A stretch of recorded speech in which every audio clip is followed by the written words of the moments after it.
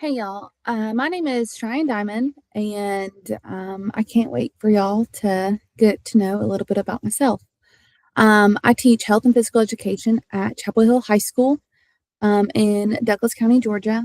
I have earned my bachelor's and master's degree from West Georgia as well. And so coming back here for a third degree was a no-brainer. Before teaching, I actually worked at the Kroger in Carrollton in ClickList. And I think that position helped me a lot in my teaching career because it taught me how to talk to different people for different reasons. I chose this program to help advance my career not only in teaching, but if I ever decide to get out of teaching, I wanted another degree in something different other than health and physical education. And I'm hoping to learn from this course in this degree some leadership skills, whether that's managing people or other resources, as well as getting to know all the different trends that happen with technology as the years go on. Over the last 6 years now, COVID changed a lot of things. I remember in my personal life, I had just started teaching 2 years prior. And I also met my now husband a couple months prior to COVID hitting. And so we spent a lot of one on one time together after COVID hit. And I met him at the gym. Uh, so we would go walking, whether that's at the park or in the neighborhoods. He had two dogs at the time. I had one. We now have four. Um, we went to the dog park a lot at two. Uh, he had gotten COVID one time at the end of 2020. I never tested positive for it, and then when we went back to school after Christmas break, January 2021, I got COVID. I just thought it was another sinus infection, so I called out of work or left work early. I went and got tested and was meeting my mom for lunch, and I ended up testing positive. So I had to go home, and my mom brought me my lunch later that afternoon. She ended up getting COVID. It hit her so hard. She had side effects for a couple weeks. She ended up having to go to the hospital because she couldn't breathe, which was such a God wink, such a blessing in disguise.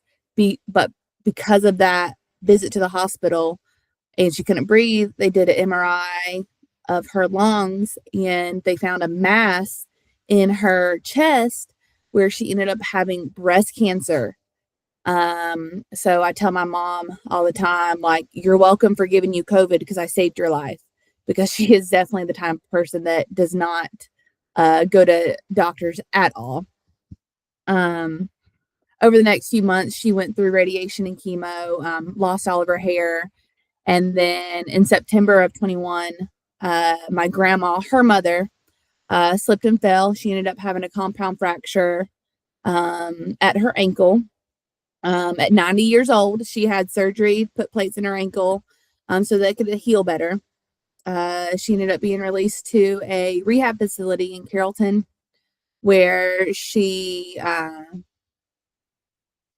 got sick. She got sepsis, and with COVID, we weren't allowed to go in there because of the state that older people are in. So we weren't allowed in. So me and my mom had to watch from outside her room at a window. So that was very hard watching my grandmother sit there because she couldn't see or hear us really. Couldn't get up on her own. And so my mom ended up calling 911 to take my grandma back to the hospital where her sepsis was so bad she had a black tongue and sores all in her mouth, which explains why she wasn't eating or talking at the rehab facility. She ended up passing a few days later. But one of the conversations I hold so dear to my heart, one of the last conversations my grandma had with my mom, she had just woken up from a nap, and my grandma was like, Sandra, I had the most beautiful dream. I was in heaven surrounded by all these flowers, and your dad was waiting for me. I can't wait to go back up there. So it was very reassuring that my grandma has people there waiting for her in heaven. Um, my sister-in-law and brother had a baby at the end of 2021. Um, so it was very weird with them because nobody was allowed at their doctor's appointments. My brother couldn't even go in, where the only time he was allowed in was when she was actually giving birth, but no other visitors could be inside of the hospital or in the waiting area. So I didn't meet my niece until a couple days after she was born. The COVID's impact on my professional life. Like I said, I had only been teaching for 2 years at the time. And March 13th, 2020, I remember like it was yesterday. I was at track practice talking to one of my students named Bryce. And I was like, dude, I just got an email that we're going to have 2 weeks off because some pandemic that's happening that's kind of like the flu. And little did I know that the next year and a half would be so different. I was teaching physical education online with household items where we would pull out towels and folded up socks with a paper plate to teach cornhole. We would do activity logs, and it was just something that I was not prepared for. And not only that, trying to teach physical education on a computer screen where 20 cameras are on, the other half are off, 5 of them are facing the ceiling. It was just a whole type of cluster that I was not prepared for by any means.